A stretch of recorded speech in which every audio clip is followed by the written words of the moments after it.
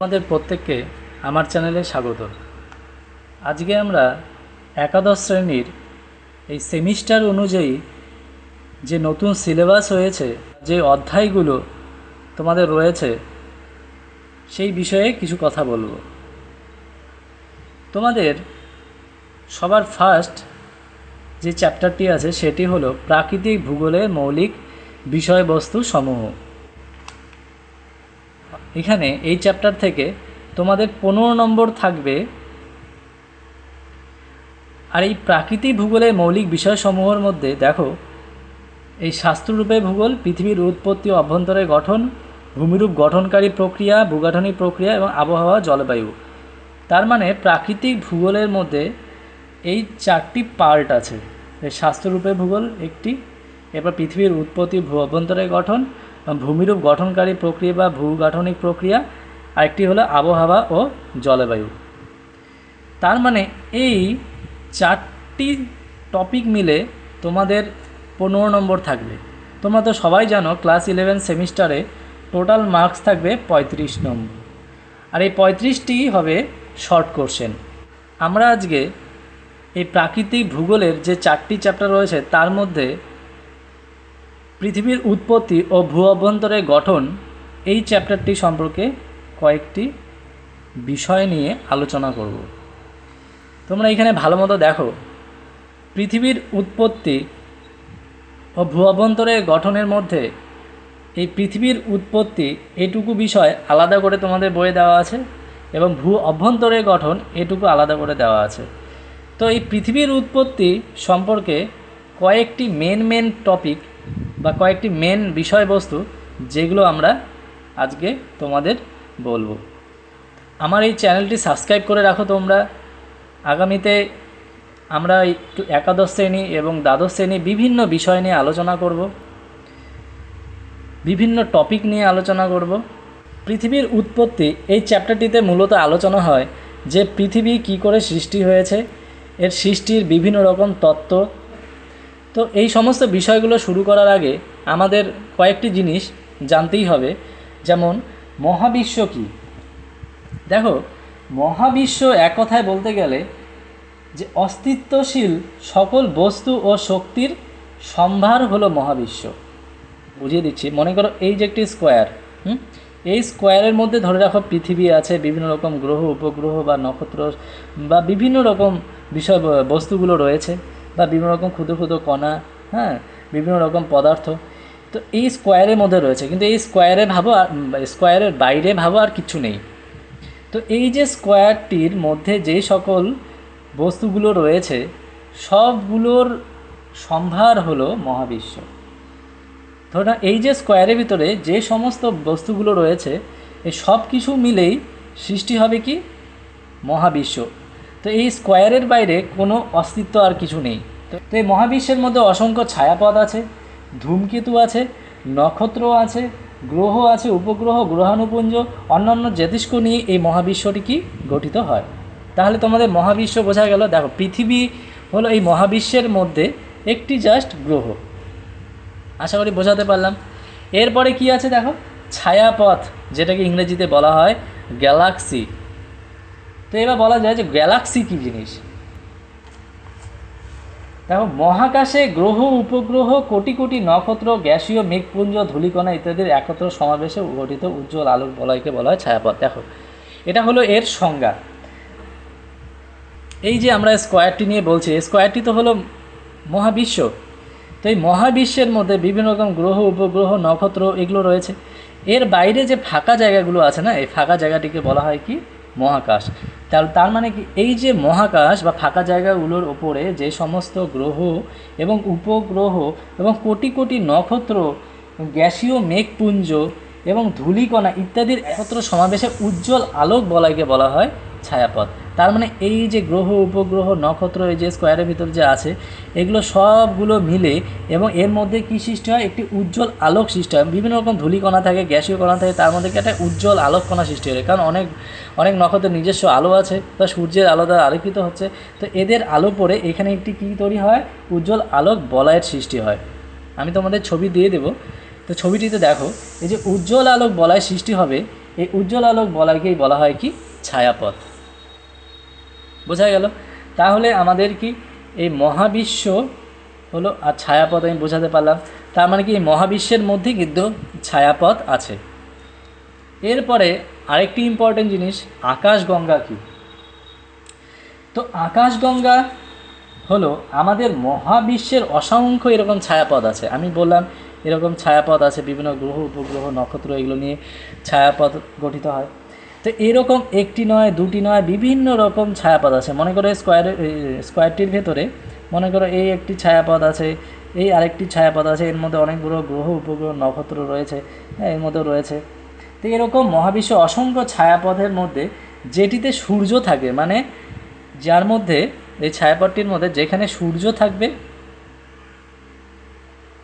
ও তার পরিবার থাকবে, মানে সূর্য এবং তার পরিবার, মানে সূর্যের চারিদিকে যে সমস্ত গ্রহগুলো ঘুরছে এবং গ্রহ উপগ্রহগুলো ঘুরে চলছে, এই সূর্যকে কেন্দ্র করে এই যে গ্রহ উপগ্রহগুলো নিয়ে যে একটা পরিবার তৈরি হচ্ছে, এটিকেই বলা হয় কি আকাশগঙ্গা।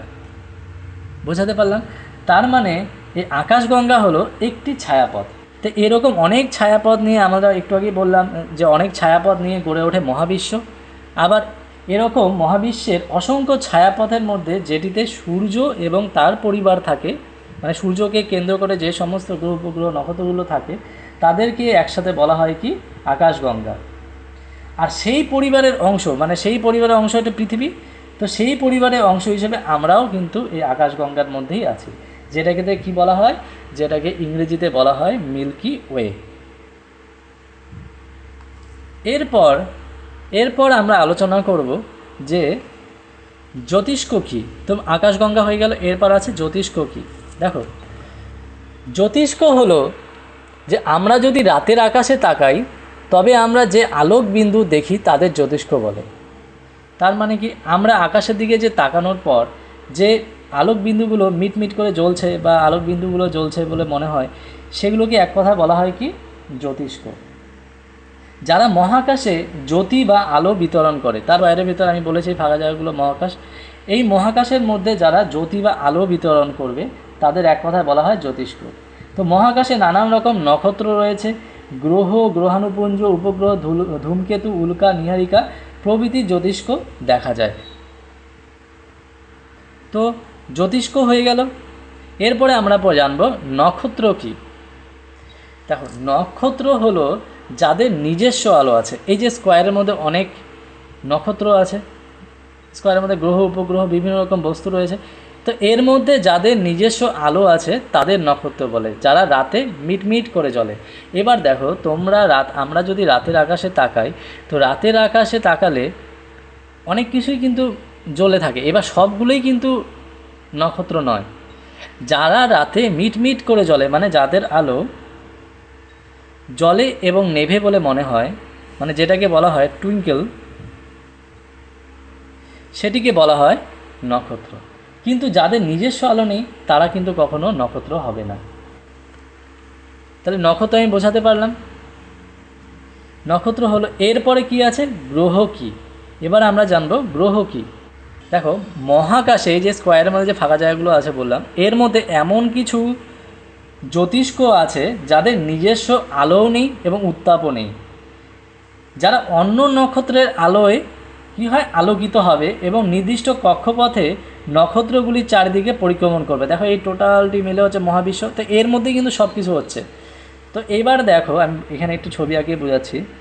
তো এমন কিছু জ্যোতিষ্ক আছে যাদের নিজস্ব কোনো আলো থাকবে না, উত্তাপ থাকবে না। যেমন তার মধ্যে একটি উদাহরণ আমি বলতে পারি পৃথিবী। তো পৃথিবী একটি কি গ্রহ। তাহলে এমন একটি জ্যোতিষ্ক যার নিজস্ব আলো নেই, উত্তাপ নেই, কিন্তু তারা কি করবে, তারা কোনো নক্ষত্র, মানে সূর্য একটি নক্ষত্রের উদাহরণ।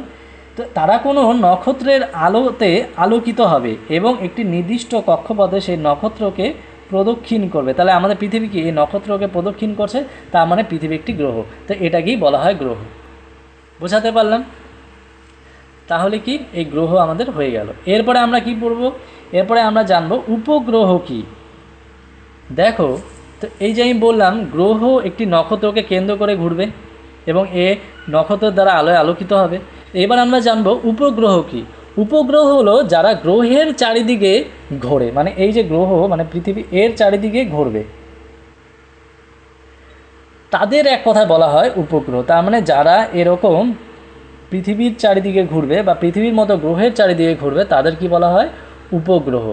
তো পৃথিবীর উপগ্রহ হলো চাঁদ। তা আমরা জানি এই যে পৃথিবী, এই পৃথিবীর চারিদিকে কে ঘোরে? চাঁদ ঘোরে। এই চাঁদের পৃথিবীকে প্রদক্ষিণ করতে সময় নেয় 27 দিন 8 ঘন্টা। তাহলে চাঁদ একটি কি? পৃথিবীর উপগ্রহ। এটি উদাহরণ হয়ে গেল। তাহলে আমাদের উপগ্রহ এবার বোঝালাম। এরপরে আমরা জানবো গ্রহাণুপুঞ্জ কি। দেখো, গ্রহাণুপুঞ্জ হলো, মনে করো এটি হলো পৃথিবী, তো এটি হলো সূর্য। তো অসংখ্য ছোট ছোট এরকম গ্রহ থাকে যারা কি করে, এই ছোট ছোট গ্রহগুলো দলবদ্ধভাবে নক্ষত্রের চারিদিকে ঘোরে।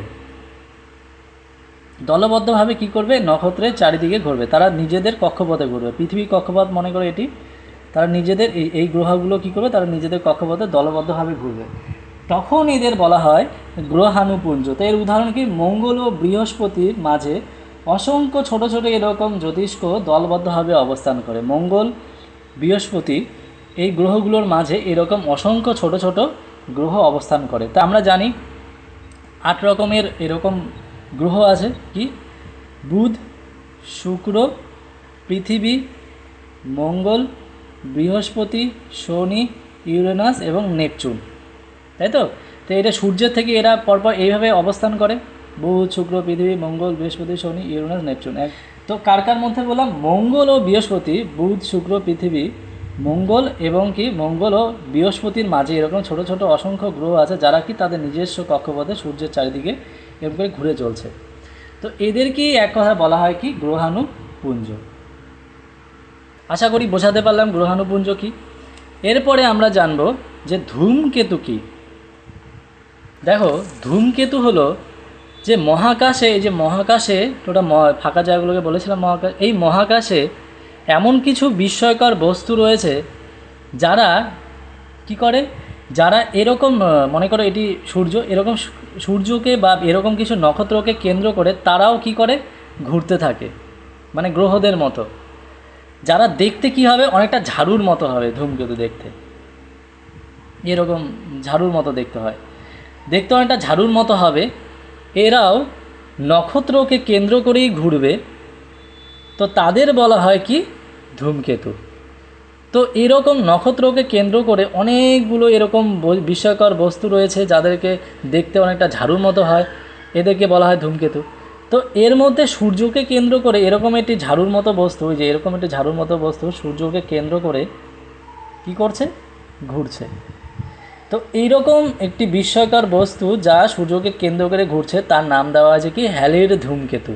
আর এই হ্যালির ধূমকেতু 76 বছর পর পর সূর্যের কাছে আসে, মানে এই হ্যালির ধূমকেতু 76 বছর পর পর সূর্যের কাছে আসে। বিশেষ করে এই ধূমকেতুগুলো অনেকটা দূরে দূরে অবস্থান করে সূর্য থেকে বা নক্ষত্র থেকে, এবং কোনো একটা সময় এরা সূর্যের কাছে আসে। সেরকমই এই হ্যালির ধূমকেতু 76 বছর পর সূর্যের কাছে আসবে এবং আমরা দেখতে পারবো। লাস্ট 1986 সালে এটি দেখা গিয়েছিল হ্যালির ধূমকেতুকে, আবার দেখা যাবে 2062 সালে। আশা করি বোঝাতে পারলাম। এরপর দেখো, এই যে গ্রহগুলো আছে, এই 8 প্রকার গ্রহ, এছাড়া আরও কিছু গ্রহ আছে, বললাম যে কিছু ছোট গ্রহ আছে যারা ঘুরছে সূর্যকে কেন্দ্র করে।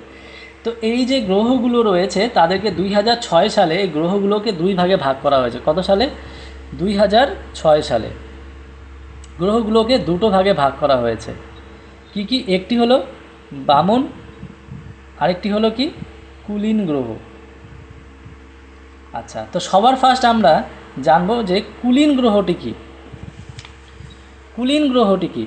তো দেখো, কুলীন গ্রহ হলো যে সৌরমণ্ডলের অন্তর্গত, মানে এই যে সৌরমণ্ডলের অন্তর্গত যে সমস্ত গ্রহ পর্যাপ্ত ভরযুক্ত হবে, যাদের নিজস্ব ভর থাকবে, যা ঊর্ধ্বস্থৈতিক ভারসাম্য রক্ষার পক্ষে যথেষ্ট, যার আকৃতি প্রায় কী হবে?